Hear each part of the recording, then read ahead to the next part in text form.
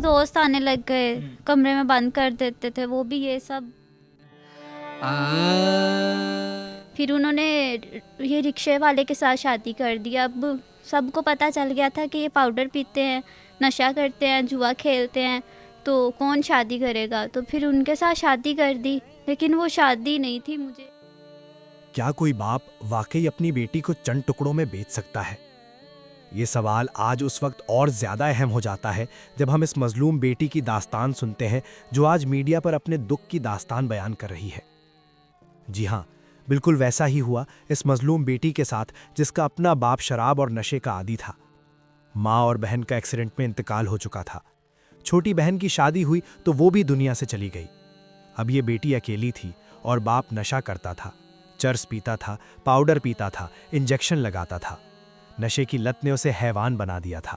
हमारे ऊपर बहुत ज़्यादा कर्ज चढ़ गया था, तो मुझे तो पता नहीं था इस बात का। घर में कुछ खाने को भी नहीं होता था। रिश्तेदार तो वैसे ही नहीं हमें बुलाते। जब पैसे थे, सब था, तब सारे आते होते थे। अब तो कोई भी नहीं आता, ना देखते हैं ना बात करते हैं। बाप ने इस बेकस बेटी को सिर्फ 20,000 रुपए में एक 40 साला रिक्शे वाले को बेच दिया। ना कोई निकाह हुआ, ना बारात आई, ना कोई मौलवी बुलाया गया। बस बाप ने यह हुक्म दिया कि तेरी शादी हो गई है, इसके साथ चली जा। उसने सोचा कि शायद बाप ने उसकी जिंदगी संवार दी, लेकिन वो नहीं जानती थी कि उसके साथ क्या होने वाला है।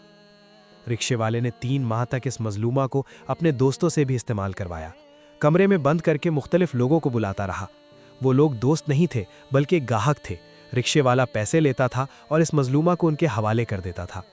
3 माह तक ये सिलसिला जारी रहा। 3 माह तक वो इस बेटी को जिस्मानी तौर पर इस्तेमाल करता रहा। फिर एक दिन एक शख्स उसके पास आया।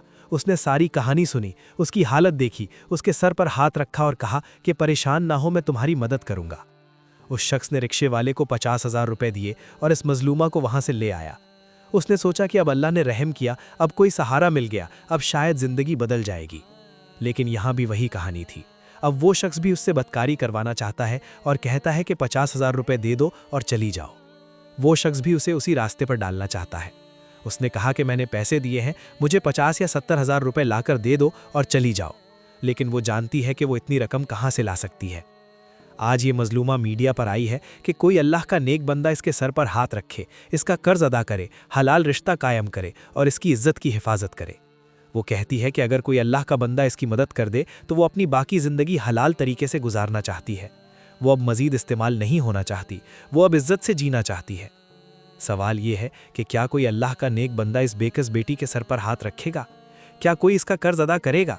क्या कोई इससे हलाल रिश्ता कायम करेगा?